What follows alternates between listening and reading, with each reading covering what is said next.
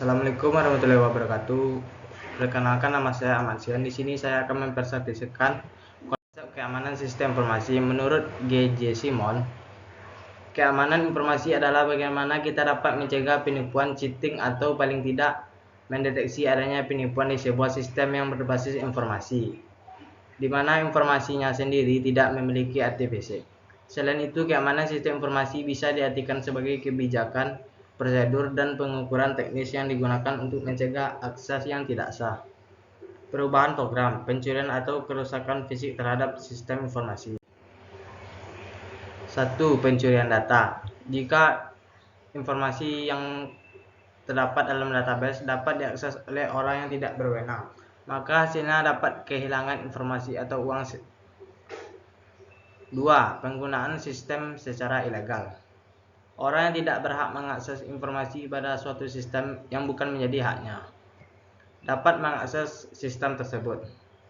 3. Penghancuran data secara ilegal. Orang yang dapat merusak atau menghancurkan data atau informasi dan membuat berhentinya suatu sistem operasi komputer.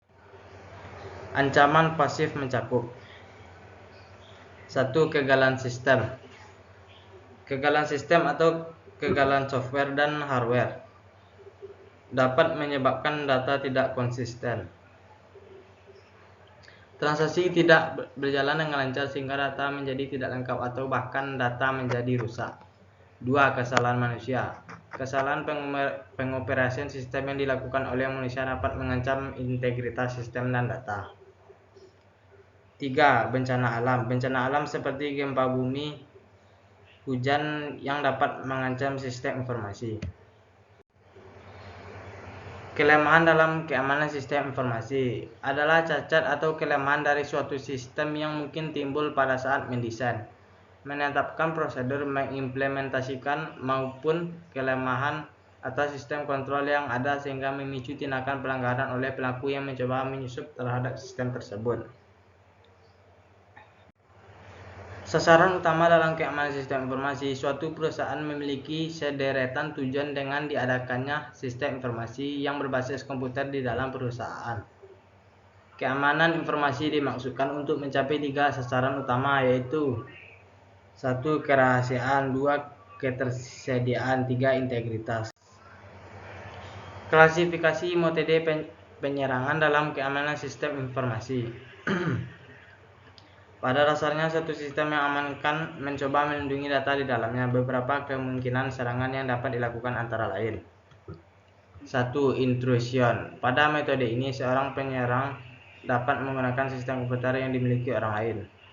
2. Denial of services. Penyerangan jenis ini mengakibatkan penggunaan data yang sah tak dapat mengakses sistem karena terjadi kemacetan pada sistem.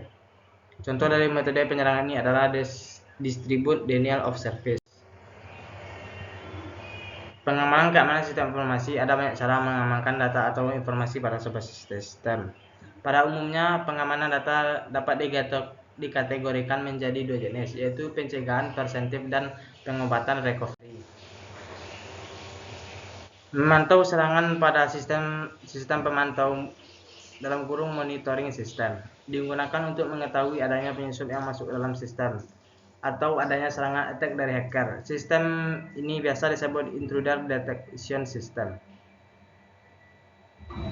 IDS secara pasif, yang misalnya dengan melakukan pemantauan pada log live berbagai macam software IDS antara lain, yaitu 1. Autobus, yaitu mendeteksi port scanning dengan melakukan pemantauan pada log file. 2. Port blocker, yaitu memblok port tertentu terhadap serangan. Biasanya untuk melakukan port block memerlukan 3 software tertentu seperti NetEnt atau sejenisnya. 4. Corney dan Port Sentry, yaitu mendeteksi port Sakina dengan melakukan pemantauan paket data yang sedang. 5. Snore, itu mendeteksi pola pada paket data yang mengirimkan instruksi siaga jika pola tersebut terdeteksi.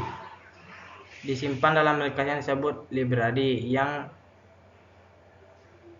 dalam sesuai dengan kebutuhan.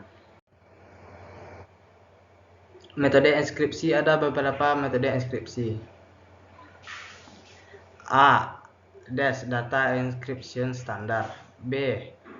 3 dash triple dash. C. Kerberos. D. Melakukan backup secara rutin. Sekian presentasi dalam saya. Jika ada kekurangan, mohon maaf. Assalamualaikum warahmatullahi wabarakatuh.